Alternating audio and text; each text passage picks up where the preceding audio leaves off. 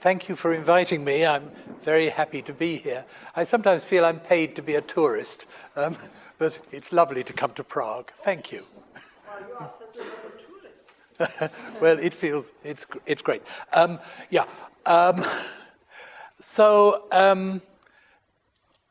going to talk about corpus pattern analysis and word meaning. And I'm basically a lexicographer. I'm not a logician. I'm not a linguist.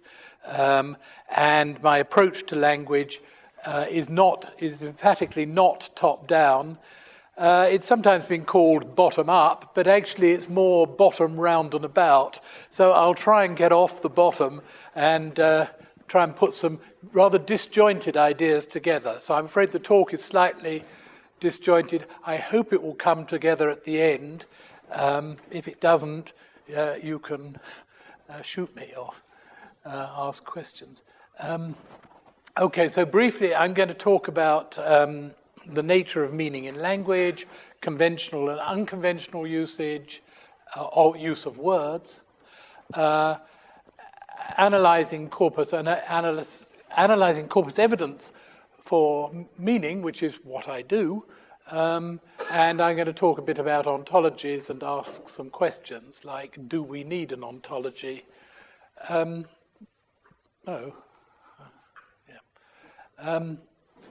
I want to start by making a what I hope is a provocative remark, at least one provocative remark, which I won't really try and defend.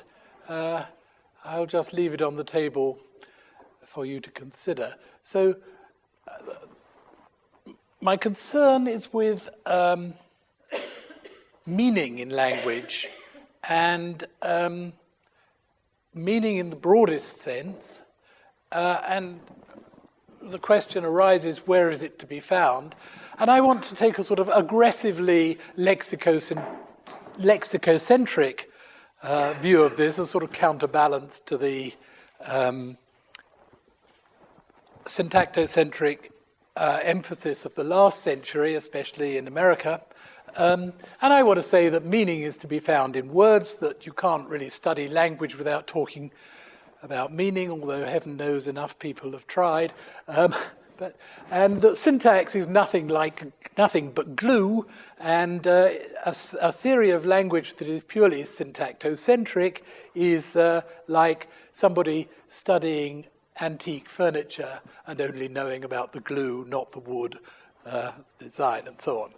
But then there's a paradox, because I want to also argue that words don't have meaning, not in isolation. This has been the big problem for word sense disambiguation programs. The general way of approaching word sense disambiguation has been to take a predefined list of supposed meanings of words or synonym sets from a resource like a machine-readable dictionary or WordNet, and then try to state disambiguation criteria. And then what happens is that there are a few successes, there are many failures, and then people declare success and move on to the next project. In fact, Wilkes and Ide, in a recent publication, have acknowledged that word sense disambiguation, despite many declarations of success, my words, not theirs, despite many declarations of success, have not actually been very successful. And I think part of the problem is the expectation that word meanings are nice, fixed entities that can be disambiguated if you only find the right criteria. And what I want to suggest is that there are patterns, that words in isolation have meaning potential, and they fit into patterns of usage when people use them. So we should be looking for the patterns. We should look, in Wittgenstein's phrase, look for the use. Don't ask for the meaning, ask for the use. And aspects of the meaning potential of words are activated when words are put together in utterances. So that's the general line I'm going to be taking.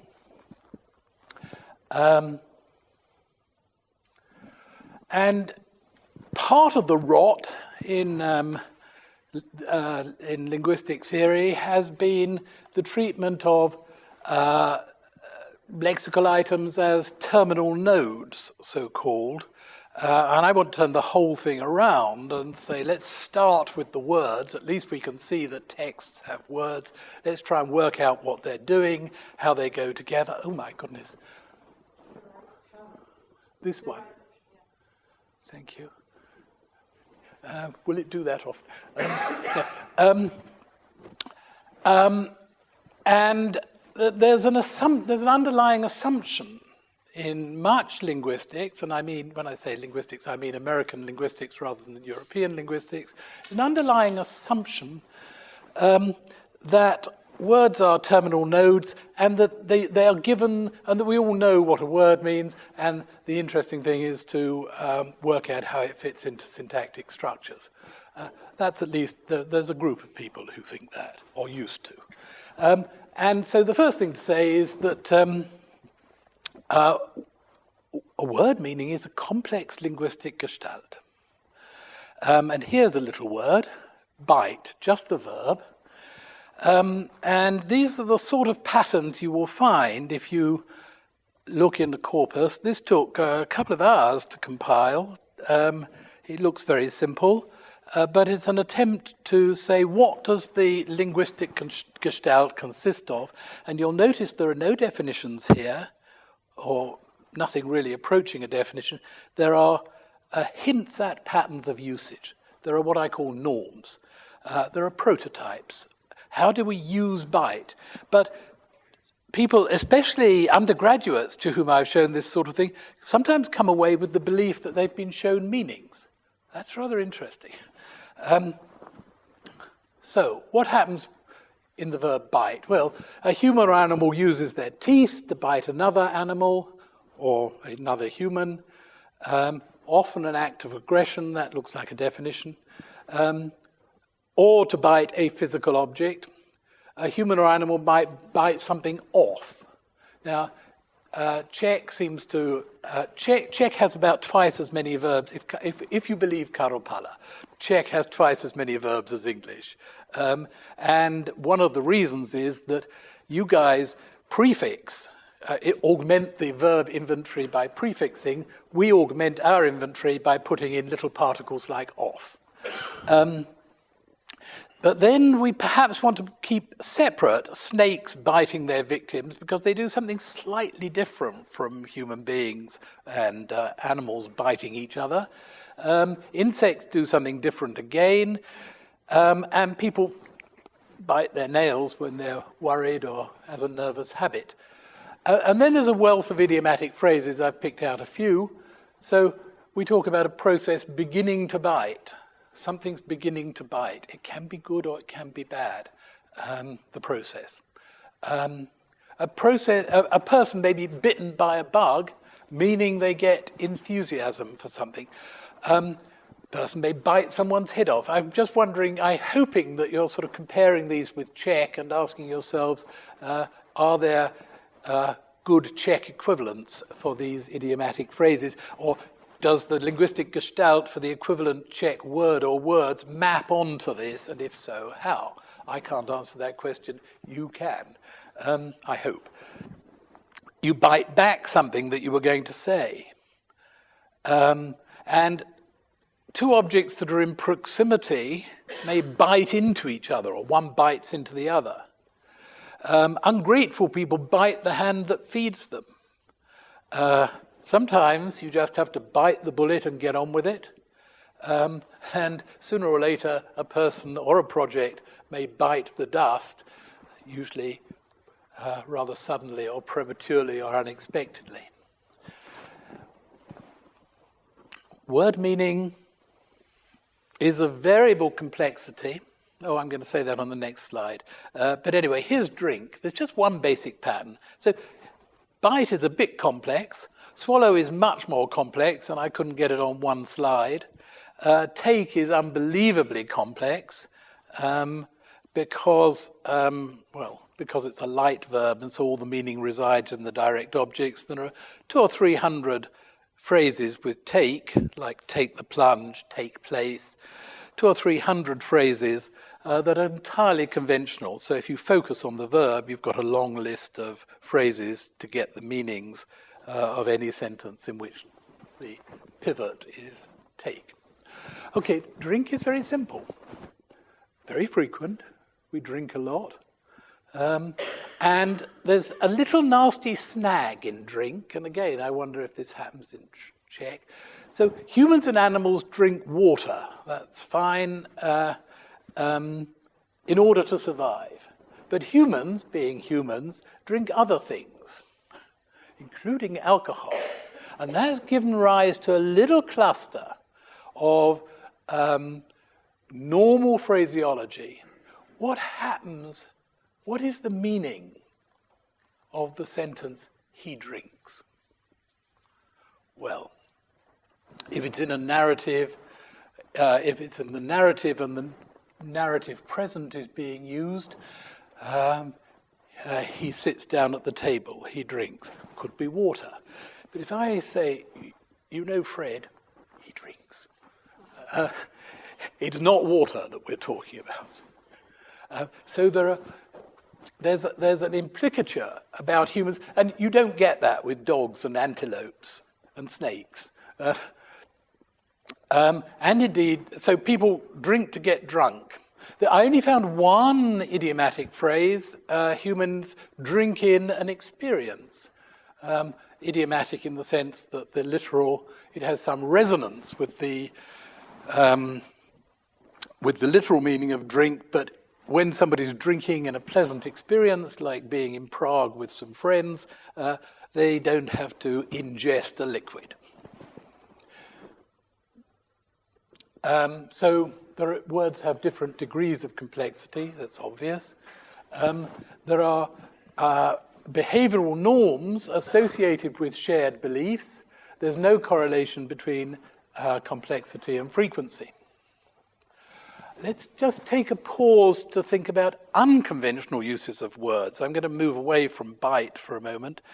And here are two of my favorite examples from the British National Corpus, both involving similes. Similes are a much neglected area of linguistic study. It seems to me sometimes that that's where all the action is in making meanings, in linguistic creativity. There's this vast literature on metaphor, which seems to me to be very interesting literature, but it's built on rather shaky foundations. It's built on assumptions about the relationship between literal and metaphorical. And not a very large literature on similes. And what there is extremely suspect, being based on introspection rather than observation of data. One of the extraordinary things that happened in the 20th century was that the belief grew up that it was okay to invent data, to use your intuitions to invent data, then use your intuitions to explain what you'd invented, and then imagine that you'd explain something other than what you just invented.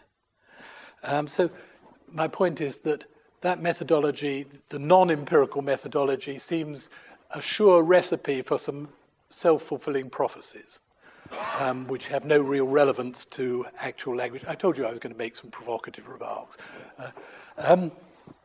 Okay, here are a couple of really odd sentences, and yet they are used for real by good and respected writers. What's going on? He was sitting hunched over his desk like a broiled frog, grinning and satisfied. Well, it can't be a comparison with something known, because I don't know about you, but I've never seen a broiled frog. And if I did see a broiled frog, I wouldn't expect it to be grinning and satisfied. And a single woman in their midst is like a demented lighthouse. Hang on a minute, lighthouses don't have minds. The word demented means losing one's mind. How can you have a demented lighthouse because it hasn't got a mind to lose in the first place? And what's more, lighthouses are supposed to warn sailors to keep away, not entice them onto the rocks. So it's a very strange metaphor, a very strange simile. And what often happens with creative similes is that some sort of logical mayhem is licensed, and yet we all know what the writer is saying about the effect of a single woman in the midst of a group of men, or this little man sitting hunched over his desk like a broiled frog. Broiled, by the way, is also in English a word used to refer to that strange colour that English people, English men in particular, go when they have gone to the Mediterranean and, unaware of how hot the sun is, they lie in the sun and come back looking like a broiled lobster. So broiled has become conventionalized in that sense. If you read the wider context, the man sitting hunched over his desk had been to, I think it was Tenerife or somewhere. So we've actually got broiled being imported from. I mean, if you unpack the logic of this sentence, it was something like, he looked broiled and he was sitting hunched over his desk like a frog, hunched like a frog, and he was grinning, and he looked grinning and satisfied. Not a very effective way of making, oh, go away. Just keep clicking it when it comes up. Okay, I'll learn eventually, thank you. Okay, so I wanted to find an extreme example of creative use, and you'll find them with similes. And I bet you find them in Czech as well as English. But the British National Corpus is full of them, the Oxford Corpus is full of them, the Bank of English is full of them. And they've not been well studied. Now coming back to normal usage. We're trying, so that now I'm going to be boring for a little while, because as a lexicographer, the duty of a lexicographer is to find language at its most boring. And when I'm training lexicographers, trainees, one of the things you have to teach people to do is not to select interesting examples. Choose, if you find the most boring example in your data, that's the right one to choose. Because that's probably the most normal and ordinary.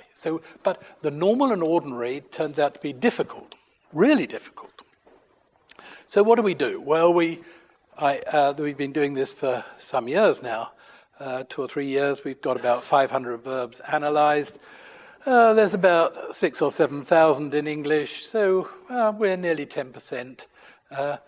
If I live to be 98 or 100, I might finish the project by myself, but I'm hoping to get some colleagues working with me.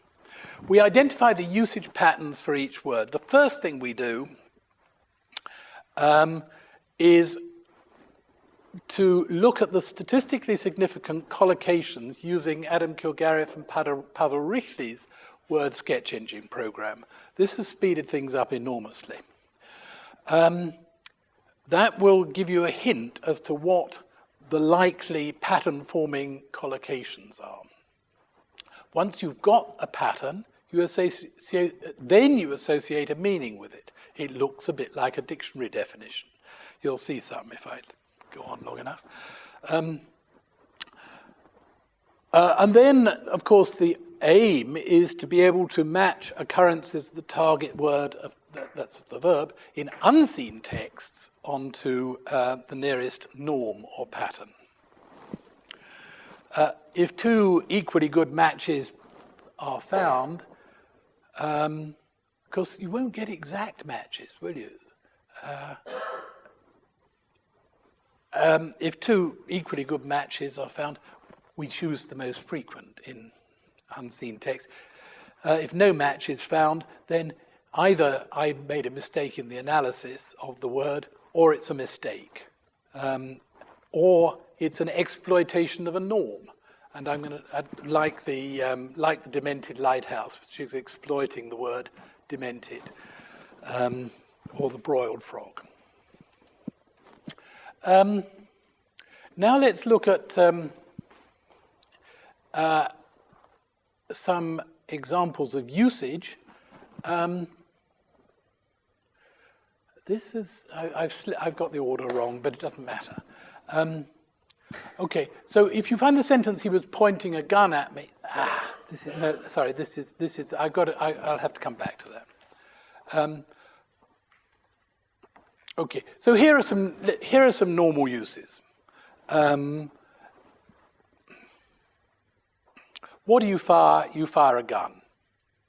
And that fits into the pattern human firearm. Dennis is presumably a person or human, not a dog. And gun is a member of a lexical set. What do you fire? You fire guns, you fire rifles, you fire pistols, you fire revolvers, you fire Kalashnikovs, you fire cannons. You also fire a single round at people, or you fire into the crowd, or you fire some rounds into the crowd, or you fire bullets. And that's a distinction that is worth making, even though it's the same kind of event, same firing event, because there are different implicatures. For one thing, the projectile moves and the gun, you hope, stays where it is. And those contrast with a completely different kind of event. I found Rumsfeld fires anyone who stands up to him. And that, of course, is got nothing to do with firearms. It may have originated as a metaphor, but it may resonate with a metaphor, but it's become a convention in its own right. And in a way, talking about metaphors of these secondary conventions is misleading because they've become conventionalized. Conventionalization is a slow conveyor belt moving at the speed of a glacier. And so yesterday's metaphor can become today's norm, or tomorrow's norm. But then there are, as we saw, there are complications and distractions. So a minor sense, an event fires someone with enthusiasm, a good attitude. You fire questions at people. Don't say it's a metaphor. Of course it's a metaphor. It resonates. I mean, questions are like bullets, right? But the question is not, is it a metaphor, but is it conventional? Those contrast with much more difficult example. I found in the corpus the sentence, I got back on Mabel and fired her up. Now this could be from a pornographic novel, but actually it isn't. And the reader of the text already knows that Mabel is not a person but a motorbike. And the reader of the text also knows the convention of English in which you fire up machines, computer programs, you fire up your computer, you fire up artifacts. I said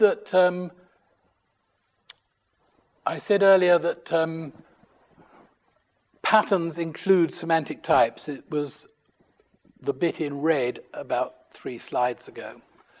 So now I want to talk about semantic types. And this is where I've got the order wrong. I think I had a bright idea on the train and rearranged the slides. I apologize. It wasn't a good idea. Well, semantic types is something that James Pustiovsky talks a lot about, and they're quite fashionable at the moment. And there's a sort of assumption that they may tell you something about the meaning of sentences. And part of my object is to say, well, part of my object today is to say, well, sometimes they do and sometimes they don't. So perfectly reasonable that the words gun, pistol, revolver, rifle, cannon, mortar, Kalashnikov, etc., long list of them, fit into an ontology which says they are an is-a ontology, an is-a hierarchy. All these things are weapons. Weapons are artifacts. Artifacts are physical objects. Physical objects are entities, which also include abstract objects. So that's the sort of received wisdom. And it's a sort of conceptual hierarchy that people love to build. And the question is, to what extent does that represent some reality in everyday language use? And notice in particular that Brandeis, I think one of the many things that James Pustiowski's got right is that the Brandeis semantic ontology is a conceptual hierarchy. It's not a hierarchy of words. They look like words, but actually they're words used to represent concepts. One of the many problems with dear old WordNet, which we all know and love and use every day, so it's very easy to knock it. One of the many problems with WordNet is that it believes that words, it is a hierarchical organization of words, or not of concepts. And there is a difference. The beautiful example, actually, that Christiane Fehlbaum gave me in discussion of oasis. Have any of you heard me go on about oasis? I'll tell you about oasis now. If you look at the statistically significant collocations of oasis in the British National Corpus, you find it's pleasant, quiet, peaceful, trees. Of course, the most significant collocation is desert. Oases are in the desert, but otherwise they're quiet, peaceful, calm, green, lush. And Christiane Fehlbaum is a much-travelled lady, and she's been to some oases, and she says they're not in the least bit calm, peaceful, quiet, green, lush. They're full of pushing people and honking lorries and stalling camels. And the point is, of course, that the linguistic conception in English, possibly in Czech too, of an oasis is quite independent of any reality, observable reality out there. And that extends right through the language. Our folk beliefs are still with us.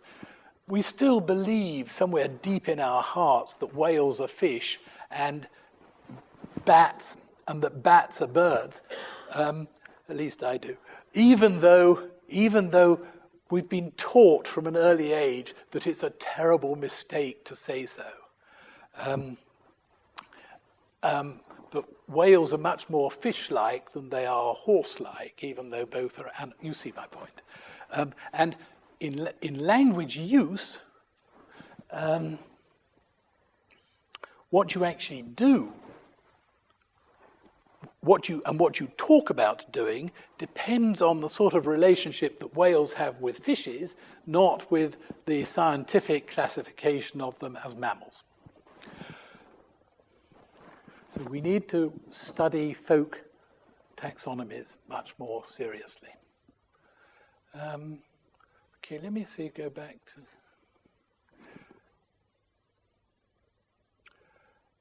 Yes. I just want to put down a marker, I'll put it down now, that if somebody's pointing a gun at you, it probably is a weapon, probably is a physical object, might be a metaphor. I'm not going to sit here and listen to you talk pointing guns at me. Metaphor. But there are also these subsidiary conventions which play havoc with attempts to do reasoning based on ontologies, and which play havoc with attempts to organize an analysis of the lexical items of the language. So we have to have some way of dealing with them. Child's toy gun, this everywhere in the literature. It's an entertainment artifact, in Pustiowski's quaint term, not a weapon. Entertainment artifact, I think, means toy. It's a toy. The fastest gun in the West is a human. So must be a weapon, which I said somewhere. If it's a gun, it must be a weapon. Have I said it yet? I haven't said it yet. I really have got the order all wrong. If the idea that a gun must be a weapon is false, because a gun can be these other things. But it's probably true, because most guns are weapons. So we have to bring in probabilities, which we can now do because we've got corpus data. I'll move quickly on. Yes, there's the must be a weapon. And so what I'm arguing is that I'm questioning how useful is ontological information for a basis for verbal reasoning, and I'm suggesting that it only works probabilistically. And I'm going to skip that. And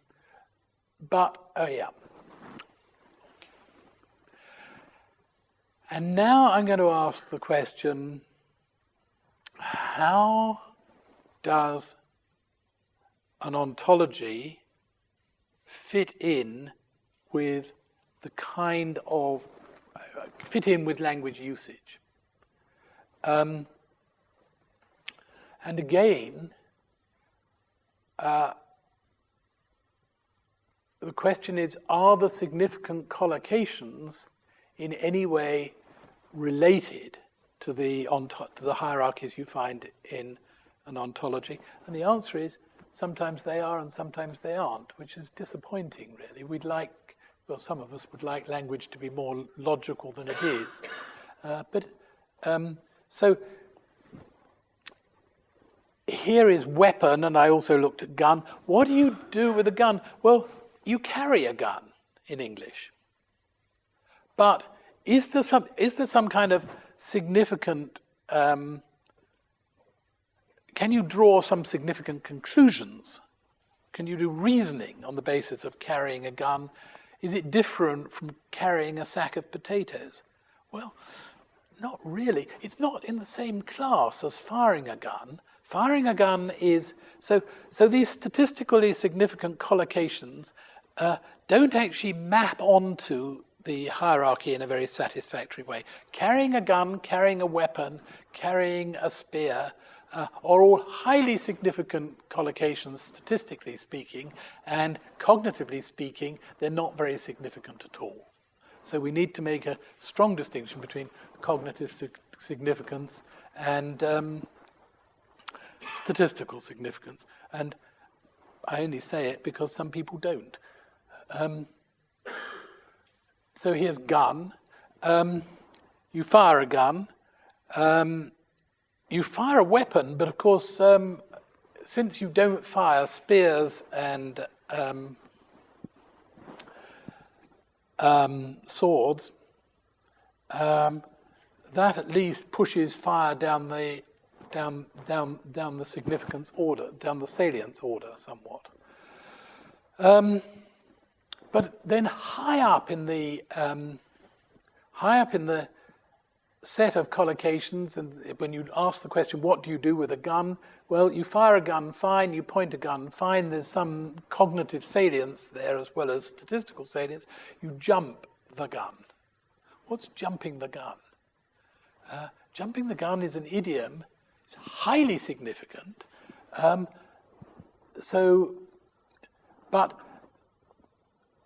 are 31 occurrences of jumping the gun, and the gun in question is the starter's pistol in a race, and very often there is no race going on. So if I've applied for funding and haven't yet had the answer as to whether I've succeeded in getting the funding, but I go out and hire a lot of people to work on the project, I am jumping the gun, not a race. So idioms keep creeping in. Again, dogs and tails. You would expect, wouldn't you, that in the corpus data, well, well, firstly, you would expect and you will find that dogs bark, dogs bite, dogs walk. You also find people walk dogs, that's fine. What about dogs and tails? Now, is tail the direct object of wag, or is it the subject of wag? And in terms of statistical significance, we talk far more often about the tail wagging the dog than we do about dogs wagging the tail. And this all fits into the whole sort of the whole notion of ellipsis and redundancy goes right back to structural semantic field theorists like Porzi, who pointed out that when you talk about walking, you don't talk about walking somewhere on your feet. Of course, if someone walks into the room on his hands, you would have to say that they walked in on their hands because it's not the default condition. There's so much, again, to trouble the lexical analyst, there's so much default assumption associated with words which the lexicographer has to make explicit. Okay, so we've seen that there are problems between the lexical sets that populate words and the semantic hierarchy, that the conceptual hierarchy that people organize them into. And what you actually find when you look at word relations in terms of lexical sets is that the sets shimmer. It would be nice, wouldn't it, if all the things that you do to a gun are also things that you do to a cannon. But one thing you don't do to a cannon is carry it. So even though that's a highly significant collocation for gun, it's obvious, it's for practical reasons, it's not a highly significant collocation for cannons. And this principle extends widely throughout the language. I can leave these slides and you can study them at your leisure if you want to. The one that I want to find is one that I seem to have taken out. Okay. What do you calm?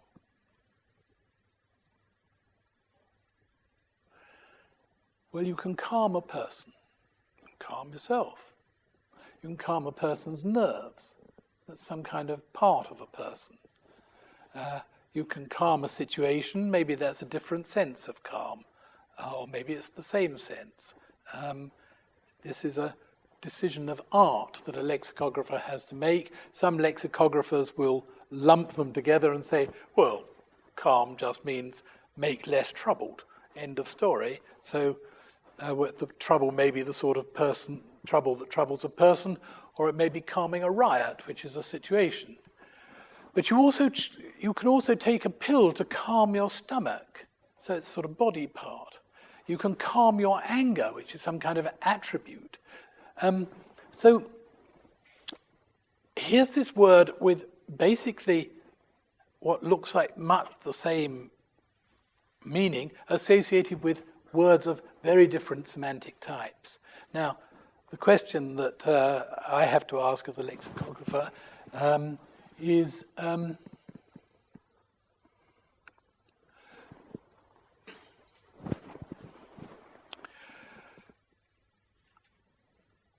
to what extent should these different semantic types in, let's say, the direct object position, to what extent are they associated with different meanings of calm?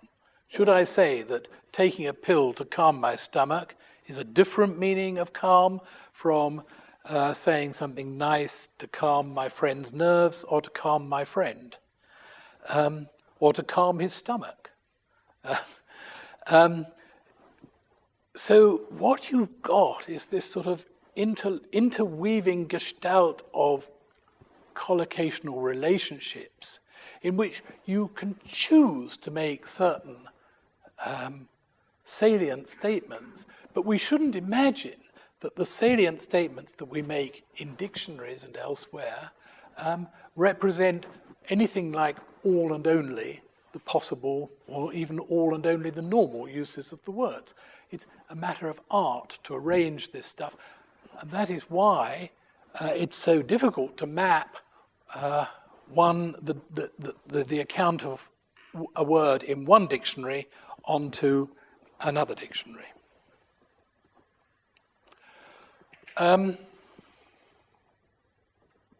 Okay.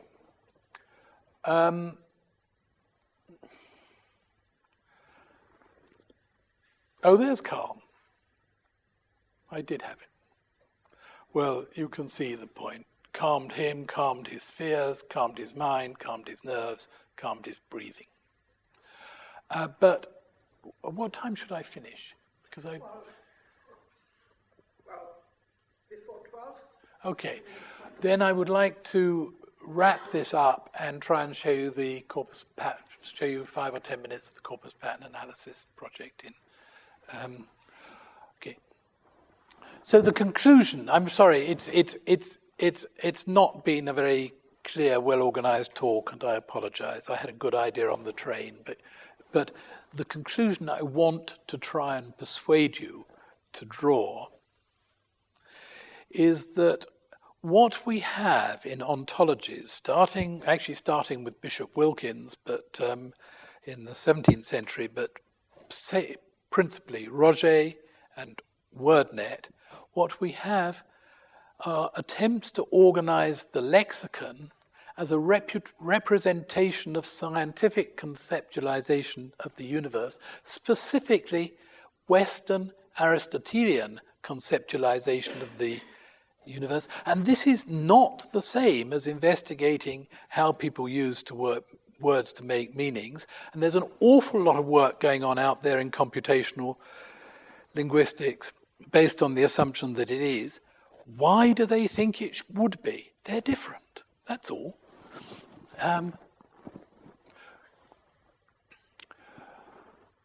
So, what should we do? Well, we don't want to throw the baby out with the bathwater, which is where the notion of shimmering lexical sets comes in. What we want is to put these. We don't want just a statistical cluster analysis. Statistical clustering analysis is the starting point, not the finishing point. So looking at all the direct objects of a group of verbs in a corpus, you will see that they go around in gangs. J.R. Firth said, "You shall know a word by the company it keeps." They go around in gangs, and that's kind of interesting. But just knowing about the gang membership and those individuals who are sometimes members of the gang and in other contexts not, is only half the story. We do want to try and preserve some of the benefits that you can get, some of the reasoning benefits that you can get from an ontology on a probabilistic basis. So what we need is a hierarchy of shimmering lexical sets which are based on word associations in word collocations. They don't map neatly onto semantic types, they map probabilistically onto semantic types. There is a loose semantic unity that can be determined, but the membership varies according to context. That's one set of conclusions. I started by trying to show you that a word is a complex linguistic gestalt. There is interface with other words, which is what I've been talking about a lot, and which is what corpus linguists talk about. But there's also interface with beliefs. Words represent clusters of beliefs, which I also call meaning potentials. And with the meaning potentials, with the beliefs of other language users.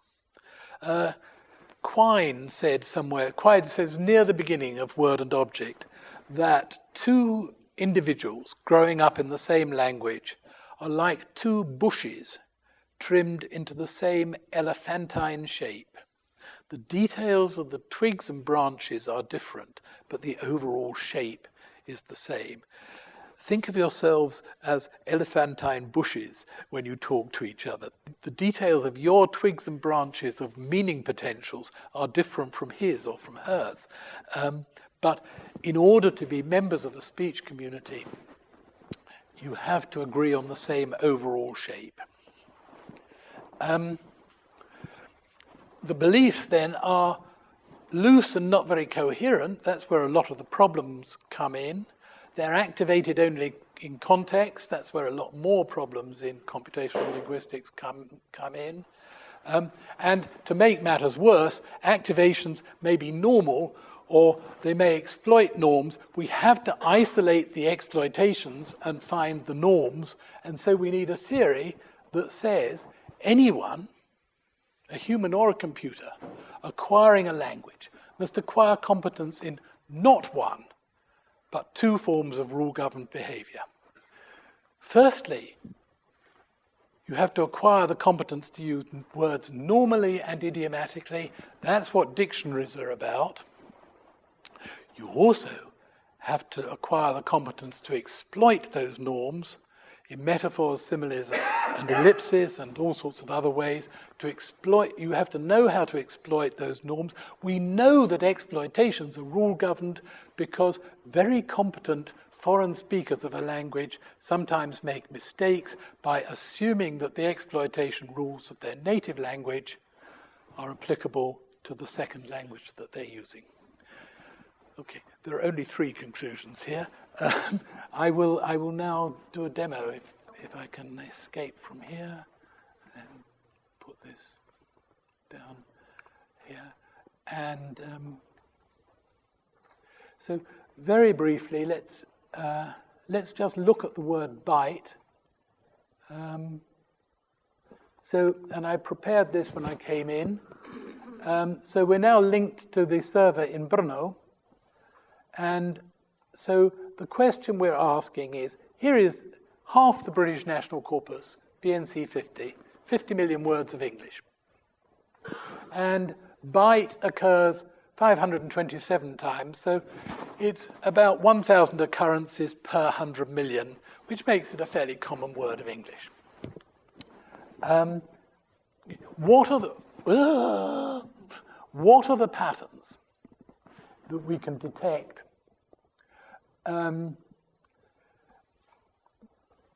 for bite? Well, first thing a corpus analyst has to do is to allow an escape route. So U means unclassifiable. So the first thing you find are all the unclassifiable things. X means the clause tagger that was used on the British National Corpus thinks that this is a verb, but I don't. So that accounts for about the first 1/5 of the examples. About the first 10 to 12%, which is absolutely standard. Tagging errors and unclassifiables. Okay. Then you've got a large number of very boring examples of people being bitten. The plaintiff was bitten by a bitch. He was chased and bitten by a dog. People get bitten by a vampire, by an ape, by a wildcat. Look at all the things you can be bitten by. That may be interesting. But after you've sort of gone through these,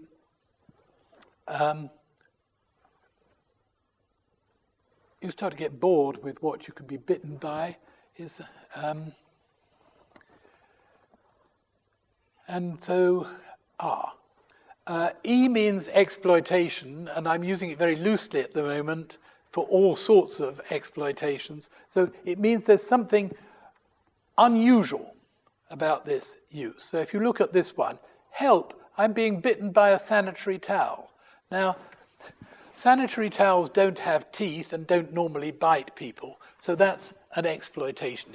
It's abnormal. It's perfectly meaningful. It's whatever. It may be a metaphor. The point is, it's different. That's a tagging error. That should be 2. I can't do that. I can do that though. Okay, edit while you talk. Here is 2.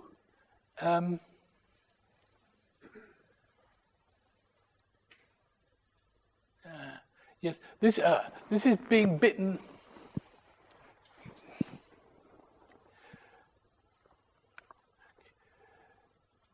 Bitten by midges, adders. So I'm putting snakes and insects in the same class. Maybe, in view of what I said earlier, I should split them. So the lexicographical task, you spend hours agonizing over whether you should split or whether you should lump. And the reason you spend hours agonizing is there is no correct answer. It's a matter of taste. And sometimes one feels different on some days than others. But moving on, here's biting your nails, pattern 3. Here's biting your lip.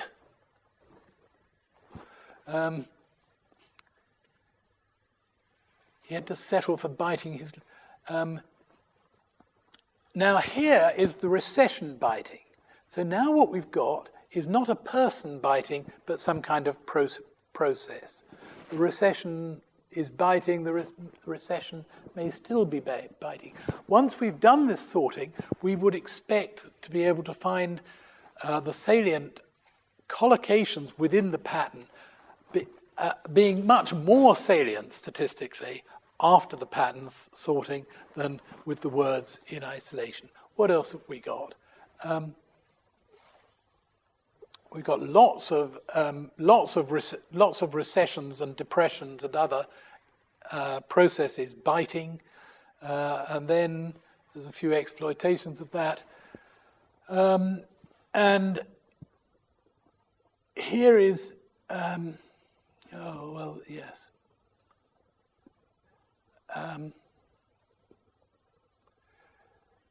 Taxes bite the rich hardest. Well, a tax isn't. The reason that's in a separate pattern is that taxes aren't processes. 7 is more interesting. You get bitten by a bug, and the bug you get bitten by, if you're bitten by a bug, is not a literal bug. It's an attitude, emotion, feeling. Okay. And finally, last. I want last. Yeah. You bite into things. You bite through things. You bite off things, and you bite off, but you.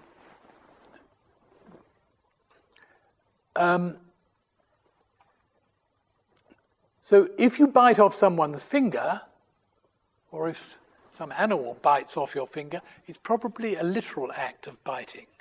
If I bite off your head, if I bite your head off, it's probably a metaphorical act of biting.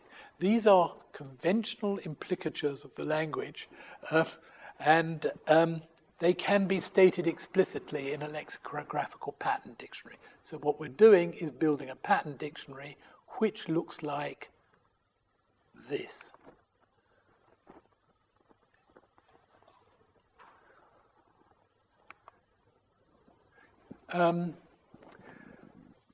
So we've actually got a calculation of the percentage of sample occupied by each pattern. 34% of the uses we analyzed.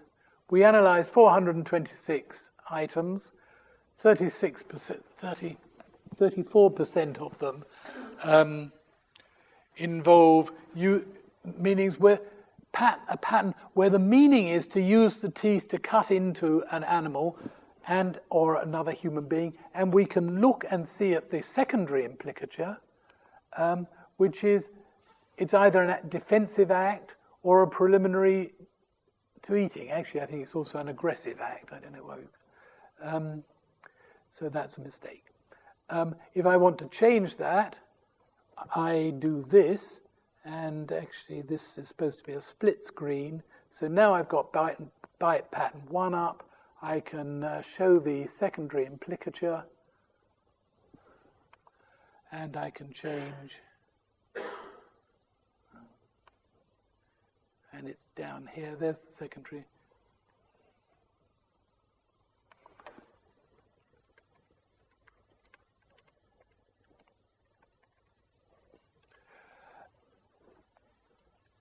so edit while you talk.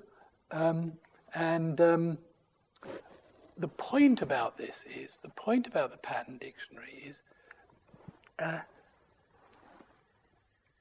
make this one last point and then I'll stop. What is the language of implicatures?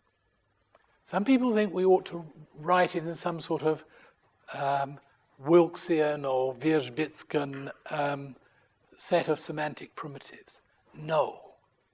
What we do is we anchor the primary implicature, we anchor the implicatures to the patterns.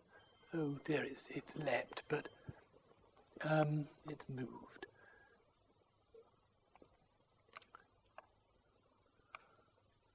So here's the pattern, the first line, and on the second line, human anchors onto human, animal anchors onto human. If you find human and animal in your text, then it goes to this implicature, and if you find the direct object as animal and physical object, that confirms that we're going to the right implicature.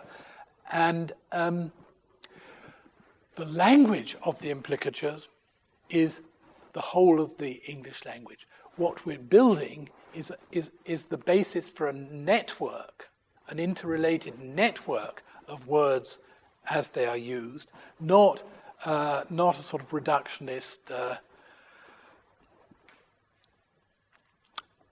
not a reductionist. God, what's the noun I'm looking for? Anyway, not something that is reductionist.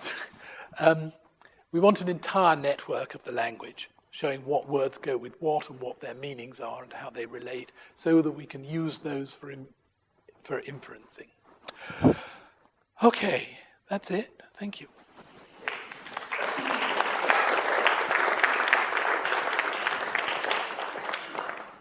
Thank you very much. I think this is a very topical talk because there are efforts to build a computation dictionary of the Czech. So this might help us to think about these things. So I open the discussion. I wanted to apologize that I have to leave in a couple of minutes, but Zdeněk will be so kind as to just lead the discussion. So, please, questions? Yes? Yeah. It was not a question, but a comment concerning those similes. We have a simile in Czech, which is quite frequent, or at least it's not rare. I don't know, but I think it's not rare. And it's well, it says I don't know. It's like I don't know. It was big, like I don't know. She's bright, like I don't know. You know, I think it shows quite independently that that it's independent of any reality. What reality is there? It's just the only effect it has is just that it stresses, it underlines the thought. What the idea is, it's devoid of any idea. It just says she was very bright. It was very big. So just my way of comment. Thank you. I've forgotten to say that we would like you to speak to the microphone when you ask your questions. I hope it will not discourage you from asking questions.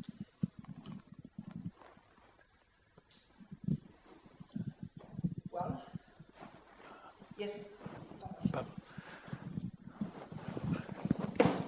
All right, this one is to the topic of splitting and lumping, as you called it.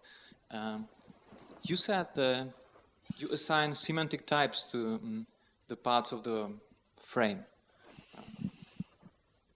And then you also said it's an art whether to split or lump. And I believe the example of the word calm was quite nice, because there are different semantic types to those words, like whether you calm a person or you calm a part of the person on some abstract attribute of that person or some abstract entity, like a situation or riot, I believe were your examples. So it seems there is some lead whether to split or lump if you want to assign a semantic type to to that position in the frame. So do you have some rules or not? Do we have some rules for assigning semantic types to the nouns in the frames around the verbs? I mean, do you have some strict rule, like if there are four semantic types to that position, person, part of the person, physical part, I mean, like stomach, or there was some abstract attribute of the person, like anger, or there was completely unrelated to that person, which is a physical entity. So you can also calm the abstract entity, like a riot. So these are, for me at least, four different semantic types. Does it mean you must have four frames or four Good question. The short answer is no, because you can have several semantic types within a single argument slot for the same meaning. So the question, so this is where the intuition of the analyst comes in. The analyst must decide: is this a single meaning? Is calming someone's fear the same meaning of calming, or as calming that person, or is it a different meaning? So, and the answer we have is that, firstly, that fear, anger, temper, and rage do, as you rightly say, belong to a single semantic type, but that semantic types do not determine sense distinctions. So it isn't that simple, because you can lump them together, and in the case of calming a person and calming their fear, it seems wholly reasonable to lump them together. In other cases, calming a riot and calming the angry rioters, you might want to make a split. But the real point is that the splits are artificial, the dividing lines are fuzzy. The reality is that the whole linguistic Gestalt is there as a meaning potential for people when they want to use a word, and they can choose to focus on the social situation, calming a riot, the individuals in the social situation, calming a person, or some attribute of the person, like calming their fear. And it's a distinction, it's a decision of art, not science, as to what distinctions can be made. It's lexicographical art. Have I answered your question? Yes, you have. Thank May you. I have one complimentary? Please. Since I believe your argument is quite good for there not being a clear mapping between the number of semantic frames or meanings and the number of those types of complement. But do at least try to enumerate those types of complement as exhaustively as possible. I mean, you could say, as you mentioned in the beginning, it's just one meaning. How did you say that? Calm is make less trouble, or something like that. Or do you really try to enumerate those? Because I believe it might be useful to enumerate that in one frame you can either calm a person, or in the same meaning it's attribute, but it's not the same meaning as calming some abstract entity like a situation. So do you try to enumerate those semantic types as well as possible? Yes. Do you mean in an ontology? Yeah, I mean in your dictionary. Well, associated with the dictionary, there are the patterns, and there is a shallow ontology. We started by using the Brandeis semantic ontology, and we found it was too complicated, too fine-grained, and did not represent the way that words are actually used. So we're building our own. But we do have an ontology in which there are entities like humans, body parts, and Yeah, well, I won't go into the details of the ontology structure, but it is it is a shallow ontology with broad groupings. There are over 4,000 semantic types in the Brandeis ontology. At the moment, we're working with 126.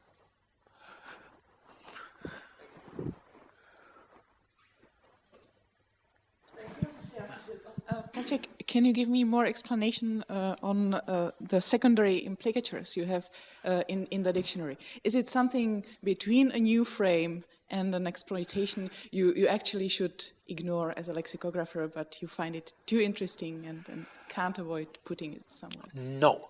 It's a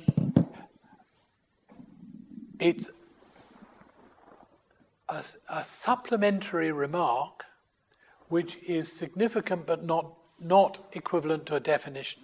So primary implicatures, we try to write dictionary-like definitions, but with the arguments in place. So what actually happens when an animal bites a person or another animal? It uses its teeth and sinks them in. Now, everybody knows that people and animals do this for a reason.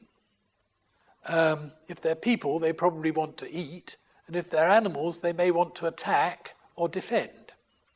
So that's a secondary implicature. And you can add as many secondary implicatures as you like to any one pattern. Thank you.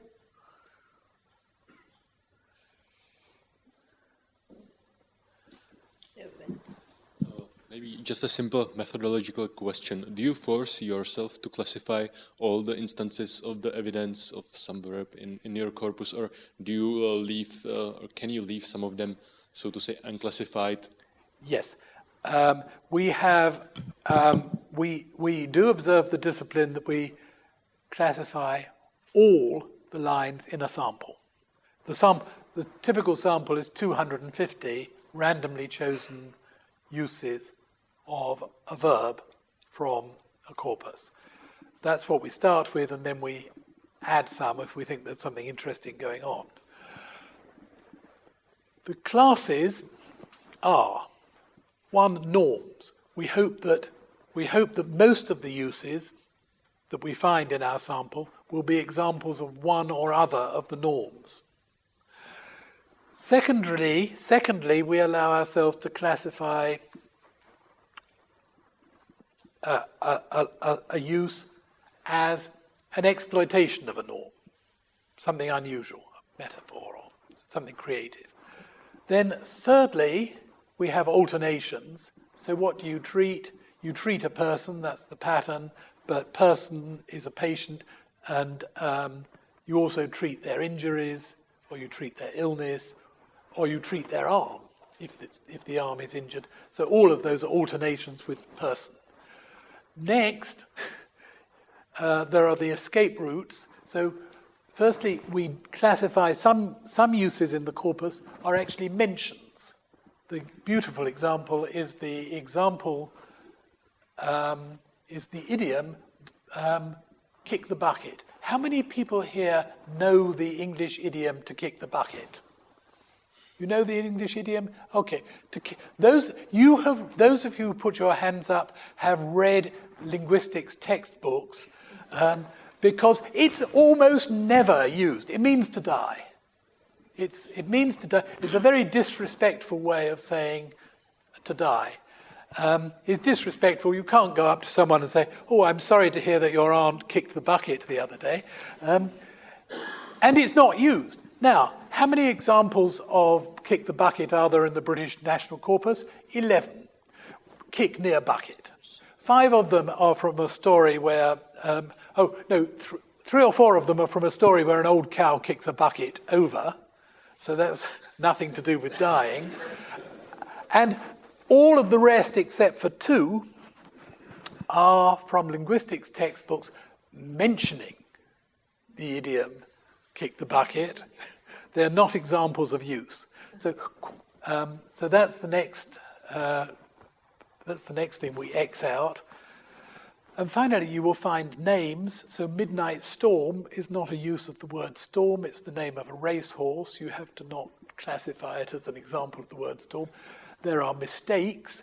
You will find that people are leaning Czech rather than learning Czech. That's just a typing error. And there are all sorts of mistakes. The idea that native speakers are so privileged that they never make a mistake is another piece of well-intentioned nonsense put about by linguists. And finally, there are completely unclassifiable uses, and you look at the wider context, and you agonize, and you still can't classify them. But so, yes, to answer your question, yes, we classify some lines as unclassifiable.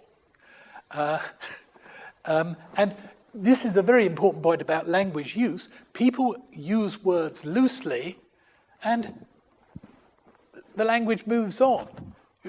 The world doesn't come to a grinding standstill because I have used a word in a way that nobody can classify. So that's part of normal language use that we have to understand.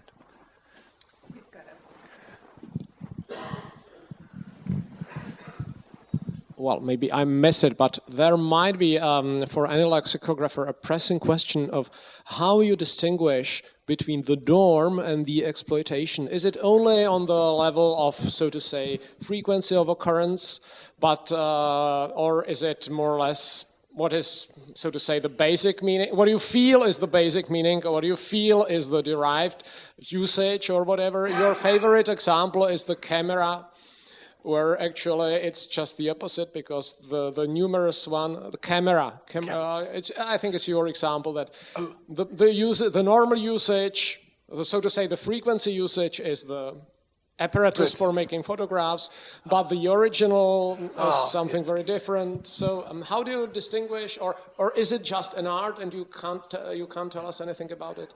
Camera is a red herring. That's my point about meaning change. The answer, it's a very good question. How do you distinguish an exploitation from a norm? It's a very good question because there's a deep problem here. You can either be purist and say only uses which strike the analyst as totally original, creative, and only one at a time. There can only be one example of each exploitation. Otherwise, it's becoming a convention, and so it's beginning to look like a subsidiary norm. That's the strong view. The less strong view is that there are conventional exploitations, like biting someone with your words rather than biting someone with your teeth, and that's conventional. And then you have to make a decision. Is this a secondary norm, or is it an exploitation of the only norm? So it's, again, you have to, what somebody like me should do is make a policy decision and stick to it. But about secondary norm, so the question is, where do you draw the line? Because, and another thing that I find is, I find examples in the corpus. I think that's a wonderful metaphor. I've never heard that before. What a wonderful exploitation of the word. Some kind of cells in the body referred to as the frontline troops in the defense against infection. Then I looked in the medical literature or looked on the internet. Of course, it's an established metaphor in medical literature. It's just one that I hadn't encountered in my previous 65 years on this planet. So what strikes the hearer or the reader as an exploitation may actually be already conventionalized in some subdomain of the language. So supplementary question, you say you should make a policy. So what is your policy? We would like to know what is your policy, because you are known to be a lexicographer. Yes. So we would like to know how you do it. My policy changes depending on what the weather's like. But if I find 2 or 3 occurrences, of what is clearly the same exploitation, I say to myself, hang on a minute, Patrick. This is not an exploitation. It's a secondary norm. It's a pattern. It's becoming patterned. But there are all sorts of complex factors.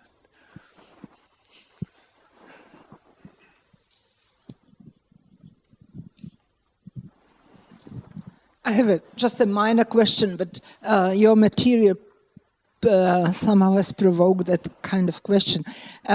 You said that in Czech we have a larger number of verbs than you have in English, and that's because we have these prefixes and suffixes and whatsoever. But in English you have these particles like, and in your example with the verb fire, you had fire up or other things, which somehow would make for the disproportion of verbs in Czech and verbs in English. So, and I couldn't see in your concordance list that you would put these together and say, well, this is a single word, or is it not?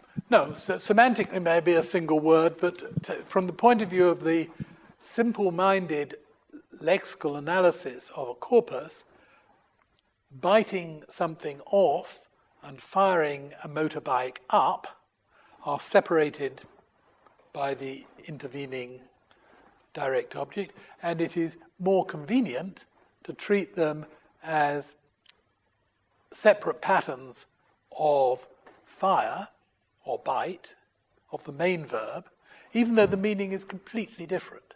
So Dwight Bollinger once commented that